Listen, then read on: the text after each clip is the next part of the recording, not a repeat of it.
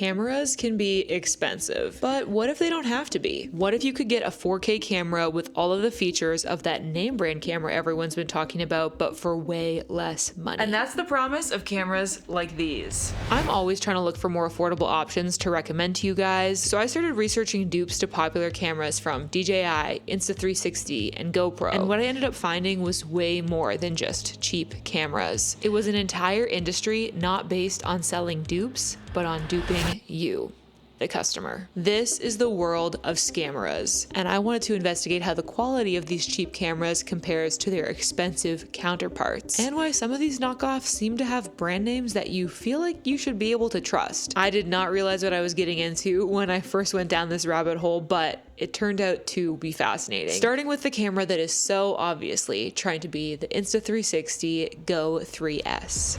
It's an incredibly compact vlogging camera that has a signature thumb-sized pop-out camera that you can clip to various mounts to get cool hands-free shots. You can even take the camera underwater, and all around you get impressively high-quality footage for such a tiny form factor. The camera is very popular online, so you know that these knockoff brands were plotting how they could get in on the demand for a thumb-sized vlogging camera. Which brings us to this little guy. The Mini Action Camera 64G 1080p tiny portable vlogging thumb cam with 360-degree rotatable clip hands-free POV camera with 150 min battery life, motorcycle cam, black Christmas and New Year's gifts. Yeah. That's a mouthful. The one I bought says it's from a brand called Huajun, but this is probably one of those cameras that you can find under multiple keyword stuffed listings on Amazon. On the surface, these cameras are suspiciously similar. Both have a small charging case about the size of what you'd expect from an action camera. They both feature a thumb-sized camera that pops out from the case, and they both come with various mounts. Most notably, they each have a magnet pendant that you can wear around your neck to get those signature hands-free POV shots. The biggest difference that you'll notice in the physical appearance of these cameras right away is that when you take the Go3S out of its charging case, you still have a screen on the back, and in fact you can actually use this as a wireless monitor to see what the camera is seeing. But when you take the dupe out of its charging case, the screen comes with it. The charging case really is just that. All the actual camera tech stuff is inside the little thumb camera. Their most important difference though, the price. The Go S3 currently retails for $394 on Amazon, while you can get this knockoff for just $75. I think it's pretty obvious that this dupe camera is heavily inspired by the Go3S. Like, it has a lot of the same designs, at least conceptually. But how does the footage from each camera compare? Why is that a jump scare? So I anticipated that the video quality wouldn't be as good, but I was shocked at just how bad it was. What is with this?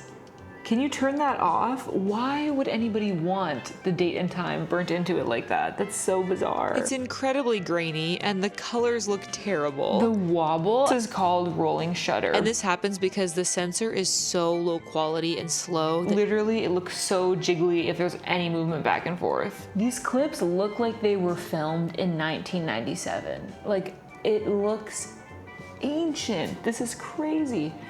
I guess it's kind of a vibe. If you want your vibe to be like old home movie that's been digitized, put back on VHS, digitized again, and then like put through a blender.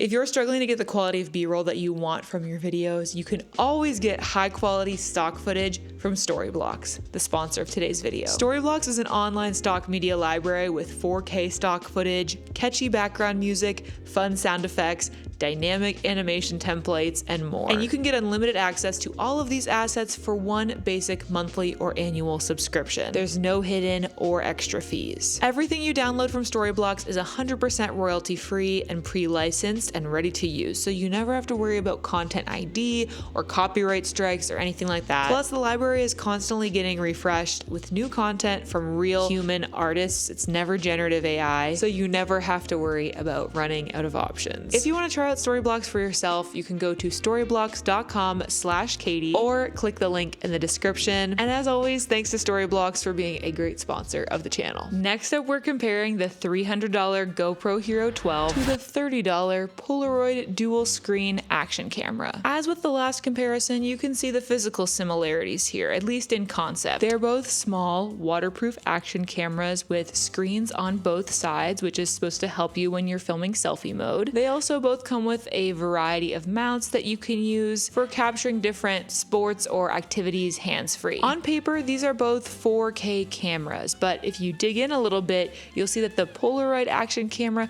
is only 4K in up to 15 frames per second. That's half of the typical frame rate that you're used to seeing. Basically, that means the footage is gonna look jerkier, like almost a bit stop motion-y. And so while technically, yes, it films in 4K, not in a really usable way. The GoPro, on the other hand, can record in 4K up to 120 frames per second, which gets you really cinematic and smooth slow motion. Not to mention, it comes with the GoPro's signature wide-angle lens, which allows you to see a ton of the scene behind you, especially when you're vlogging. This is an audio test of the GoPro Hero 12. No additional microphone. Okay, and now this is me vlogging outside with the GoPro Dupe, the little Polaroid camera, and hopefully you get a sense of what the audio sounds like. Okay, the audio from this is low-key cursed. That sounds terrible. I don't even know. If you think that sounds bad, you should hear what it sounds like underwater. Audio aside, when you're buying an action camera, I think the most important things are a wide-angle lens and good stabilization, and the Polaroid action cam delivers on neither of these. Another big thing about these cheapy cameras is like they're not going to have a very wide lens, because I think that is like an expensive component to manufacture. So you can just really see how like close it is on my face in all these vlogging shots. While the footage from this GoPro dupe might look marginally better than the footage from the Insta360 dupe, this definitely still feels like a pretty cheap and low quality knockoff, which feels a bit surprising given the familiar brand name of Polaroid. Most of these cheap dupe cameras from Amazon are from like anonymous brands, right? Like stuff you've never heard of. So what's the deal here? Shouldn't we be able to trust a famous brand like Polaroid to deliver a high quality product? This question led me down a research rabbit hole with some surprising answers. Upon some initial Googling, I came across a term I had never heard before: scamera. Honestly, I think that is the perfect description of what we're dealing with here. These cheap, nameless cameras on Amazon roughly replicate the form factor and listed specs of super popular and desirable cameras, and they are low-key a scam. Therefore, scamera. They are betting on customers not being able to understand camera specs enough to realize that while it can shoot in 4K, for example, it can only shoot 4K in up to 15 frames per second, which just is not gonna look very good. Certainly is not gonna look how you expect 4K to look. Not to mention how much the sensor size or lack of stabilization is gonna affect the overall quality as well. Because even while they may look like similar cameras or be waterproof or come with all these fancy mounts and accessories, that doesn't mean that the footage is gonna look good, as we can all obviously see. And so in my opinion, these knockoff cameras are kind of taking advantage of people that don't really know cameras that well, and maybe they're trying to buy a gift for their grandkid or something. I saw someone on Reddit calling scameras essentially manufactured e-waste, and I think that's really true. At this point you might be thinking, but Katie, isn't Polaroid like a reputable brand? It's an OG camera brand that's been around forever. Like, how could they be selling scameras? Diving back into the research rabbit hole, I found that Polaroid and a few other brands, notably Kodak and Minolta, have fallen into what some people call zombie brands. In the film era, these were premier brands that were loved and respected, but in the 2000s went bankrupt when they couldn't adapt to the widespread shift to digital photography. And because you can only maintain a trademark for a product that you are actively trading, these brand names became available for other companies to snap up and subsequently slap on their scameras in order to build trust with would-be customers that are familiar with these legacy brands. Polaroid in particular is actually an interesting case because it's changed hands so many times, eventually landing with the Impossible Project, a company out of the Netherlands whose aim was to keep the instant film cameras alive. I can't 100% confirm this, but I'm pretty sure that these cheap digital action cameras that are branded with the Polaroid name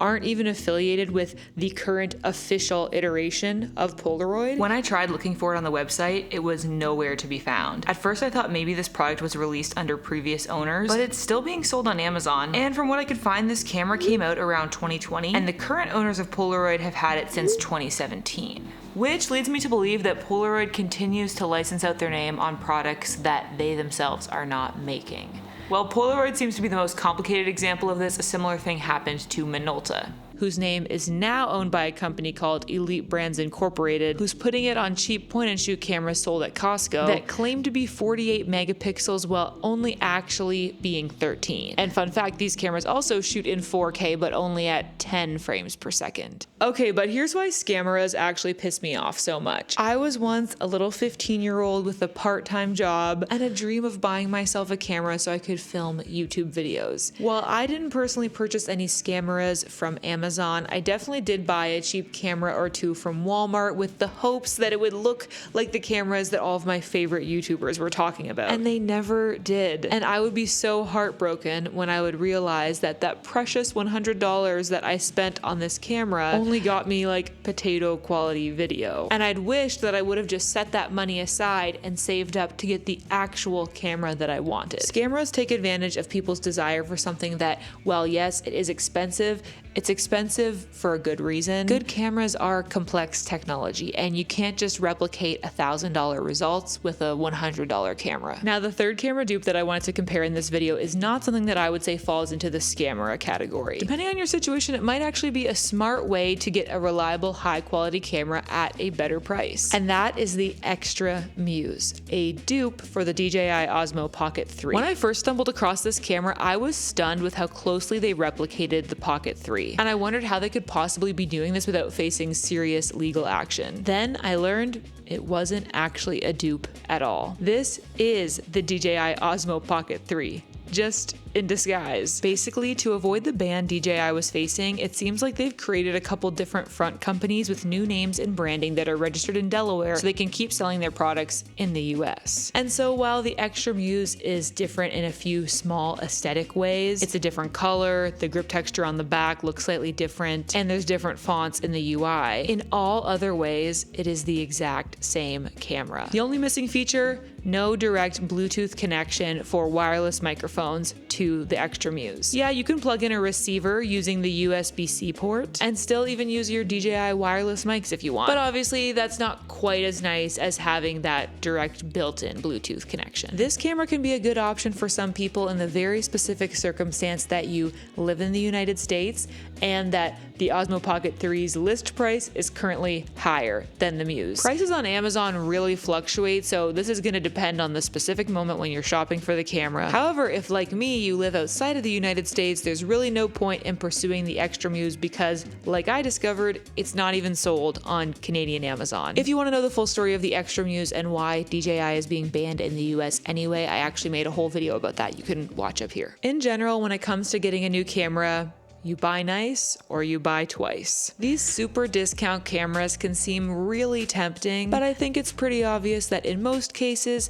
there's a reason why they're so cheap. And in general, you should go for the known brands that have a good reputation for quality. Also, this is why I'm always preaching so much about filming with your phone for as long as you can, because as you can see, iPhone video quality blows all of these cheap cameras out of the water. So there's absolutely no reason to buy one of those if you have a phone that films good videos already. Though eventually, if you outgrow your phone or you need something different, then you should make sure to buy the right camera that makes sense for your personal circumstances and your style of creating. There is no one-size-fits-all camera. It's kind of about the best camera for you. So because of that, I actually recently made a full in-depth camera buying guide for content creators where I break it down based on the type of creator that you are. So you get like a little kit designed for the type of videos you want to make. So you should definitely check that video out next because I think it's really helpful. And thanks for coming along with me on another research rabbit hole. I love trying out new cameras and learning something new. So if you have requests for another video like this or a camera you'd like to see me try out, let me know in the comments. Otherwise, thank you so much for watching. I hope you're having adventures and following your dreams, and I'll catch you in the next video.